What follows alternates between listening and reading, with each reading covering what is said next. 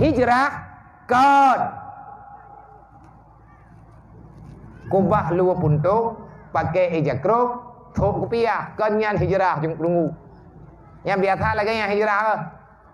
kubah baje puntung thuk baje jubah itu namanya hijrah. Kata siapa? Kata mereka thuk mereka yan hanaga kudu thuk ti lu li hijrah kibat thuk baje jubah bong sabah tikre thugo tike hana merempok thugo cok maya-maya mengukoh menyo culuk langkih jajak tuun kupiah sabah ya duduk dalam masjid anak di rumah dia draw je bahkan hijrah dari draw ke dia hijrah tadi yang inang-inang berubah pakaian dari pakaian ketat berhijab, ka pakai jilbab, pakai nikab, kamu cadar, puahom, pakai cadarnya ke puah untuk musom baik curi lewat lagi utang. Maya model-modelnya hijrah ka kumah tenang royong. Nang kajian hana agak-agak mu. Getanyo tak pakai cadarkan untuk tak pegang agama Allah kenyan kemeung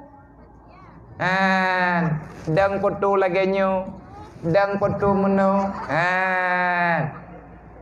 berhijab itu pakai nikah pakai cadar enggak kolot lo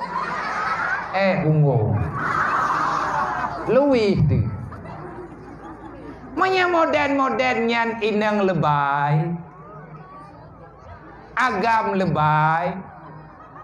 wate jeut ka ne tengah han ta dong pega kan lebay meye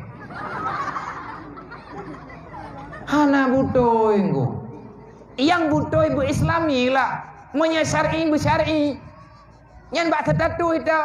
pakaian syar'i tantangkan baroy woy arab nyan pu baju syar'i belanja baju syar'i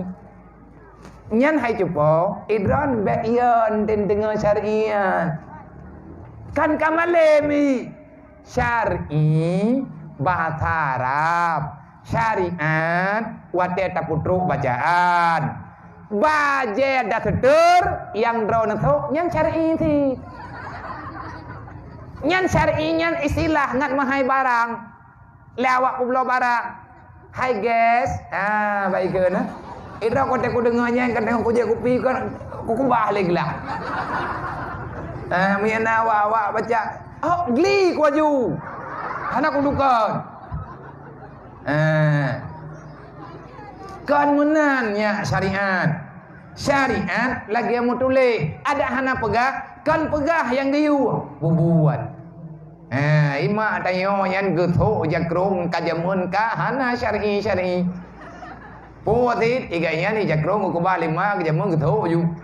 hana kepegah syar'i hana nyo hana je kadro ya waji ngalukomnya ngaguhu apa tamonya kemun traweh ketat le tun ka hana so pegah syar'i tapi thip ia awak mu syar'i luhur tanah tahan ngado petimbang-timbang jilbab syar'i nyan geken tipuan makan kamu itu lagi tertipu nyobek le tertipu dah yang cara be pengut le warna maka wate urang inang di Mekah borojeh gatian wate anu ikli ilake itu tu nantong kepegat mak